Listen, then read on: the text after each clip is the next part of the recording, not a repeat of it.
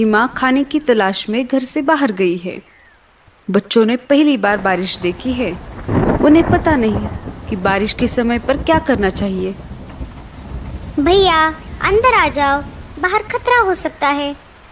माँ ने कहा है कि मेरे आने तक घोंसले से बाहर नहीं जाना। अरे मैं बाहर झांक कर देख रहा था कि ये आवाज कहाँ से आ रही है। मैंने देखा कि आसमान से बहुत सारा पानी नीचे गिर रहा है। कुछ भी हो भैया, लेकिन तुम माँ के आने तक बाहर मत जाना। टीलू बाकी भाइयों से सबसे बड़ा और समझदार था।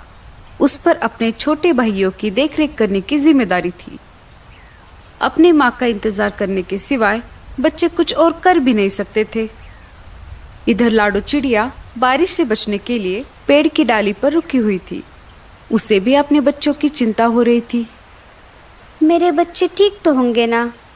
बारिश शुरू होकर भी बहुत समय हो गया है। मुझे जल्द से जल्द अपने बच्चों के पास जाना होगा। वो बहुत डरे हुए होंगे। इधर बारिश रुकने का नाम नहीं ले रही थी। कालू कौवा तेज बारिश में अपने घोंसले की तरफ जा रहा था।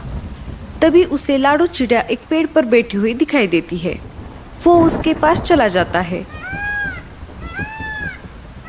अरे लाडो, तुम यहाँ? तुम अभी तक घर नहीं गई? इसका मतलब तुम्हारे बच्चे घर पर अकेले होंगे। हाँ कालू भैया, मुझे मेरे बच्चों की बहुत चिंता हो रही है। लाडो, मैं तुम्हें डराना नहीं चाहता, पर तुम्हें बताना ये बहुत जरूरी है। सुना है एक खतरनाक चीलों का झुंड हमारे जंगल में घुस आया है। हाँ कालू भैया, मुझे ये बात पता है। जब मैं कल बुलबुल चिड़िया के घर गई थी, तब मैंने देखा कि एक चील बुलबुल चिड़िया के बच्चों को खा रहा था। बुलबुल घर पर नहीं थी, फिर भी एक बच्चा जीवित था। मैंने उसे बचाने की ठान ली। तब मैं उस चील के पास चली गई। अरे ओ चील, छोड़ दे उस बच्चे को, नहीं तो तेरा बहुत बुरा हाल होगा।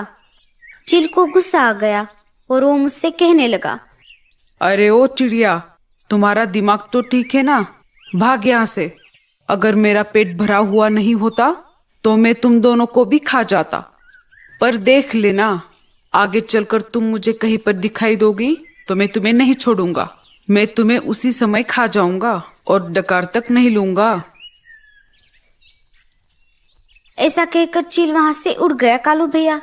तभी वहां पर बुलबुल चिड़िया आ गई। उसने देखा तो वो बहुत दुखी हो गई, क्योंकि चील उसके 2 बच्चों को खा चुका था।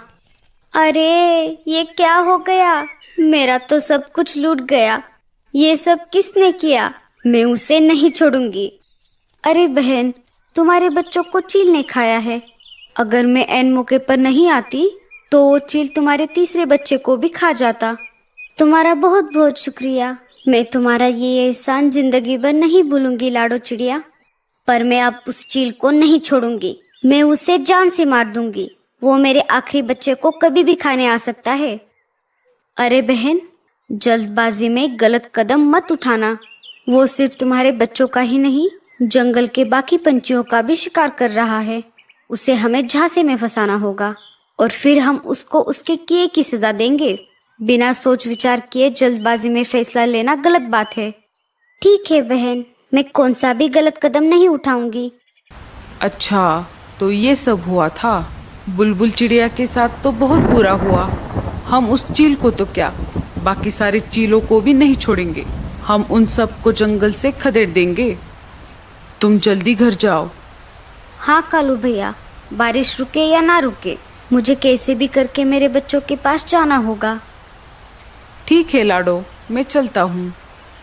कालू वहां से निकल जाता है। बारिश बहुत तेज थी। खुद की जान की परवाह ना करते हुए लाडो तेज बारिश में अपने बच्चों की तरफ निकल पड़ी। बारिश की वजह से उसे उड़ने में दिक्कत हो रही थी। उसके पूरे पंख भीग चुके थे, फिर भी वो रुकने का नाम नहीं ले रही थी। उसे अपने बच्चों के पास जो जाना था। वो देखो, अपना शिकार हमारी तरफ खुद चल कर आ रहा है। इस तेज बारिश में इसे खाने का मजा बहुत आएगा। अरे दोस्तों, मेरे पास तो मिर्च मसाला भी है। उस चिड़िया को खाकर हम तीनों का पेट भर जाएगा। लाडो चिड़िया शिकारी पंछियों के पास आ जाती है। अरे ओ चिड़िया, रुक जाओ। इतनी तेज बारिश में कहाँ जा रही हो? लाडो चिड़िया शिकारी पंछियों को देखकर बहुत डर जाती है। लाडो चिड़िया बहुत ही होशियार और समझदार थी, साथ ही साथ वो निडर भी थी। उसने चीलों के साथ सामना करने का फैसला लिया।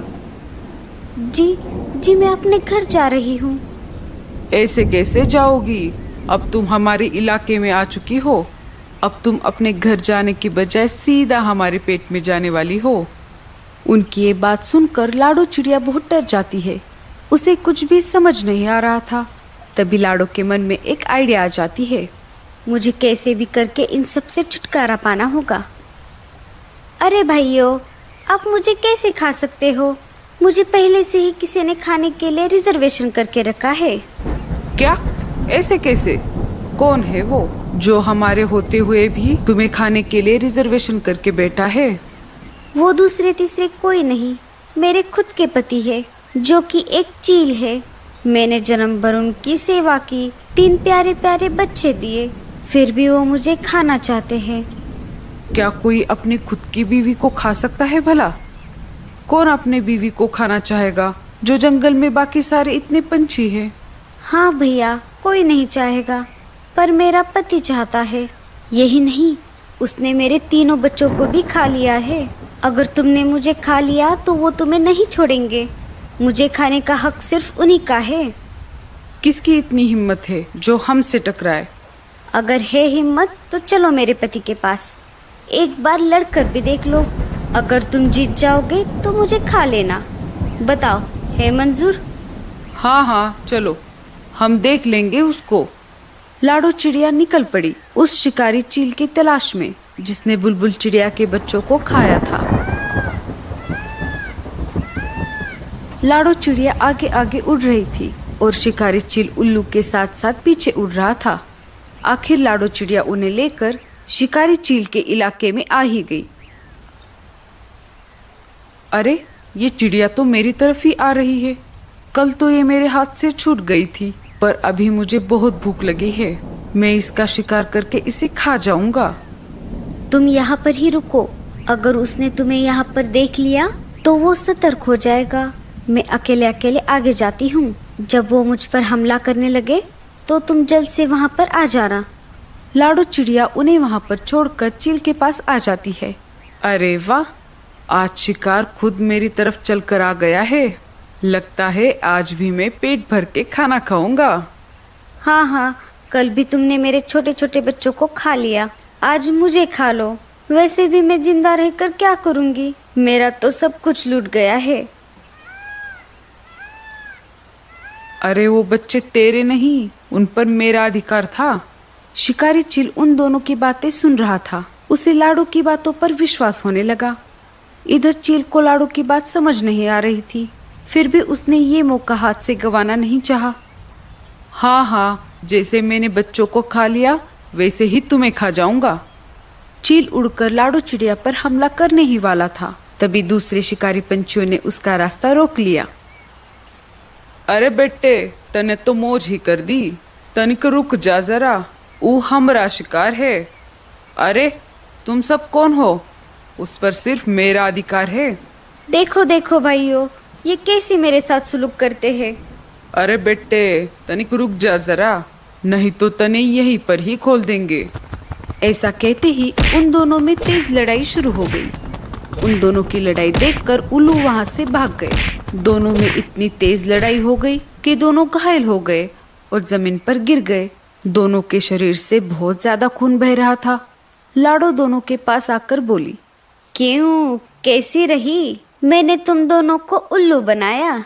ना ही मैं इसकी बीवी हूँ और ना ही इसने मेरे बच्चों को खाया है। मैंने जानबूझकर तुम दोनों में झगड़ा लगवाया ताकि जंगल के बाकी पशु पक्षी सुरक्षित रह सके।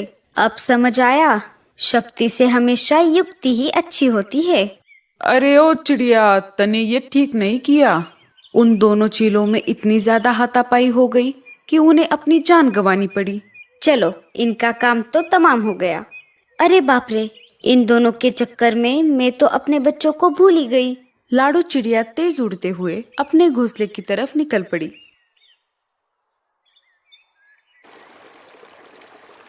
उसने देखा तो उसके घोंसले में पानी घुस गया था और उसके बच्चे भी कहीं पर दिखाई नहीं दे रहे थे। अरे नहीं, ये क्या हो गया? अरे बाप रे, मेरे बच्चे कहाँ पर गए? तभी वहां पर कालू कौवा आ जाता है।